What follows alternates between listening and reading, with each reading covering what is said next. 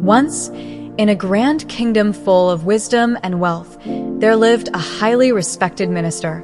He was not just any advisor, he was known for his brilliance.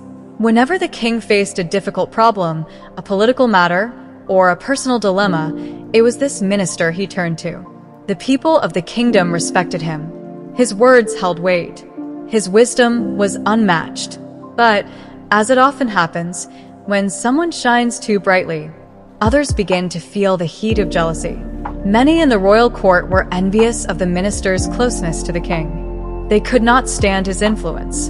And so, they looked for chances to bring him down, not with weapons but with words. One morning, while seated among his courtiers, the king suddenly turned to the minister and said, loud enough for all to hear, "You are very wise, my friend.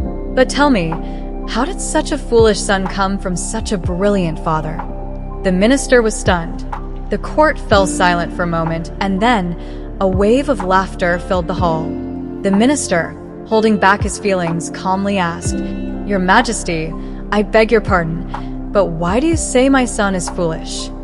The king smirked and replied, "Every morning when I go out to meet the people in the market, your son is there. I test him with a simple question. Which is more valuable, gold or silver? And every day, without fail, he says silver." The court laughed again, louder this time. The minister did not respond. He simply bowed his head, asked to be excused, and returned home, feeling both puzzled and disappointed. At home, he called his son and asked gently, "Son, tell me honestly, which is more valuable, gold or silver?" The son looked up and replied without hesitation, "Gold, father. Everyone knows that." The minister, now even more confused, asked, "Then why do you tell the king that silver is more valuable? Don't you realize how foolish you make me look?" The entire court laughed at us today.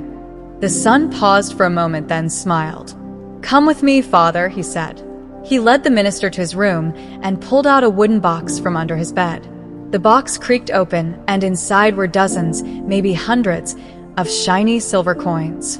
The minister's eyes widened in surprise. "Where did you get all of these?" he asked. The son replied calmly, "These are the silver coins the king gives me.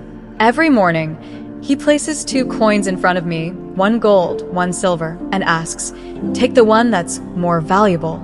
Every day, I pick the silver coin. He laughs, the people laugh, and he walks away thinking I'm foolish." The minister was speechless. His son continued, "But father, the moment I pick the gold coin, the game will be over. The king will say, 'Finally he has learned,' and he'll stop the test. And that means no more daily coins." He smiled and added, "So tell me, father, what's more valuable? 1 gold coin today or a silver coin every day?" The minister stared at his son, not with shame, but with pride. At that moment, he realized that the boy the world called foolish was actually thinking 10 steps ahead. He wasn't just smart, he was wise in his own way. From that day on, whenever someone in the court mocked his son or laughed at his supposed foolishness, the minister would simply smile and say nothing, because sometimes the quietest minds have the loudest wisdom. Friends, this story teaches us a powerful lesson. In life, people will often judge you by what they see, not by what they understand.